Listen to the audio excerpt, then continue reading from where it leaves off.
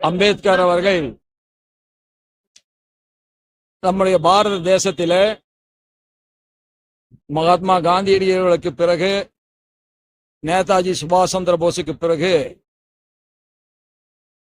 மிக பெரிதாக மதிக்கக்கூடிய ஒரு தலைவர் அம்பேத்கர் அவர்கள். அவருடைய புகழ் என்றைக்கும் ஜீவிதமாய் இந்த மண்ணிலே நிலைத்திருக்கும். அவருடைய புகழை அடுத்த கட்டத்திற்கு எடுத்துச் செல்வது அவர் இந்திய தேசத்துக்கு தந்திருக்கின்ற அந்த மகத்தான கான்ட்ரிபியூஷன்.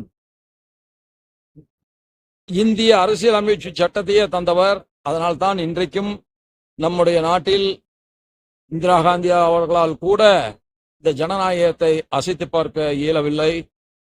அத்தகைய ஒரு மகத்தான மனிதருடைய புகழுக்கு நாம் ஒருபோதும் களங்கத்தை ஏற்படுத்தக்கூடாது. ஒரே தேர்தல் கடுமையான எதிர்ப்பு. எதற்காக எதிர்ப்பு தெரிவிக்கிறாங்க?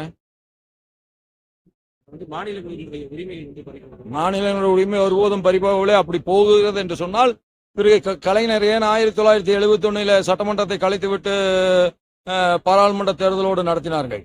அன்றைக்கு கலைஞருக்கு தெரியாதா இது மாநில உரிமையை பறித்துவிடும் என்று தெரியாதா? எல்லாம் மத்திய அரசை எதிர்க்க வேண்டும் என்பதற்காகவே தமிழகத்திலே சிலர் கங்கணம் கட்டிக்கொண்டு வேலை செய்கிறார்கள். அதனுடைய ஒரு பகுதி தான் இது. எப்பொழுதும் எப்படி அடிக்கடி குழந்தை அன்னையினுடைய நலத்திற்கு கேடோ, அப்படி அடிக்கடி தேர்தல் என்பது சமுதாயத்தினுடைய முன்னேற்றத்துக்கு, மாநிலத்தினுடைய முன்னேற்றத்திற்கு, நாட்டினுடைய முன்னேற்றத்திற்கு கேடு விளைவிக்கும். அதனால் தேர்தல் என்பது 5 ஆண்டுகளுக்கு ஒரு முறை வருவதுதான் முன்னேற்றத்திற்கான வழியாக இருக்க முடியும்.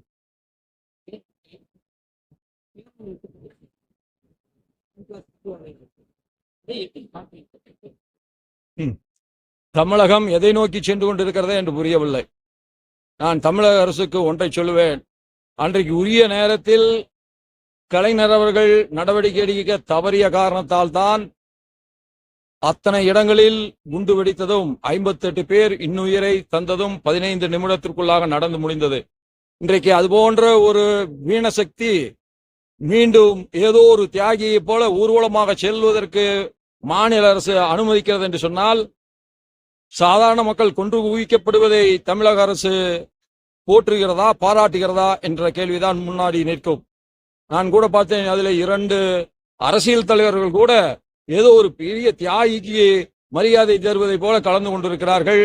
அந்த 2 தலைவர்களையும் நம்முடைய தமிழ் மக்கள் முற்றிலுமாக புறக்கணிக்க வேண்டும். இது அரசியல் தலைமைக்கு ஒரு பாடமாக அமைய வேண்டும். யார் தவறு செய்தாலும் தவறுதான். வெடிகுண்டுகளால் சாதாரண குழந்தைகளை கூட கொன்று குவித்த ஒருவன் தியாகியா? அவன் ஒரு மதத்தை சார்ந்தவன் என்பதற்காக அவனை போற்ற முடியுமா? அவனுடைய இறப்பை கொண்டாட முடியுமா? இதெல்லாம் மாபெரும் தவறு.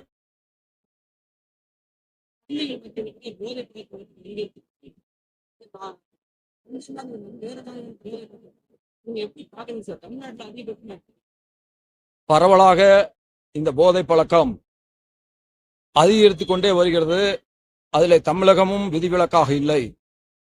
எல்லா இடங்களிலும் எல்லோரும் ஒருமுகமாக ஒரு மாநில அரசு கடுமையாக போதைப் பொருள்களை கைப்பற்றியது என்று சொன்னால் அதை நாம் பாராட்ட வேண்டுமே தவிர, இவ்வளவு போதைப் பொருள் இதுக்கு முன்பாக இருந்ததா என்று கேள்வி கேட்பது அழகல்ல.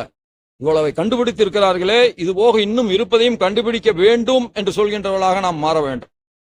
ஒரு அரசுக்கு, அது எந்த அரசாக இருந்தாலும், எந்த கட்சி ஆட்சியிலே இருந்தாலும், நல்ல முறையான கடுமையான நடவடிக்கைகளை எடுக்கின்ற பொழுது அவர்களை ஆதரிப்பதும் அவர்களுக்கு ஆதரவு கரம் நீட்டுவதும், அதே நேரத்தில் இந்த கொலையாளிகளை எல்லாம் ஊர்வலமாக எடுத்து சென்று ஒரு பெரிய மரியாதையோடு புதைக்க வேண்டும் என்கின்ற நினைக்கிற பொழுது அதை எதிர்ப்பதும் தான் ஒரு சாதாரண குடிமகனுடைய கடமை என்று நான் கருதுகிறேன். ஊர்வலத்துக்கு எதிராக வெள்ளிக்கிழமை கருப்பு தின பேரணி நடத்துவர்களை நான் பாராட்டுகிறேன். இவர்கள் ஒருவராவது குரல் கொடுக்கிறார்களே. சாதாரண மக்களை கொன்று குவித்த ஒரு கொடுங்கோலனுக்கு எதிராக இவர்கள் ஒருவராவது குரல் கொடுக்கிறார்களே என்று நான் அவர்களை பார்த்து பெருமிதம் அடைகிறேன். முக்கியமாக தினசரி நடப்பு நிகழ்வுகளையும் கல்வி, விளையாட்டு, அரசியல், வாழ்க்கை முறை, மருத்துவம், தொழில்துறை, சினிமா, பொழுதுபோக்கு போன்ற பல்வேறு நிகழ்ச்சிகளையும் உடனுக்குடன் காண கேப்டன் டிவி மற்றும் கேப்டன் நியூஸ் சமூக வலைத்தள பக்கங்களோடு இணைந்திருங்கள். உங்கள் வணிகத்தை கேப்டன் டிவி மற்றும் கேப்டன் நியூஸில் விளம்பரத்தின் மூலம் மேம்படுத்த விருப்பமா? உடனே கீழே கொடுக்கப்படும் எண்ணிற்கு தொடர்பு கொள்ளுங்கள்.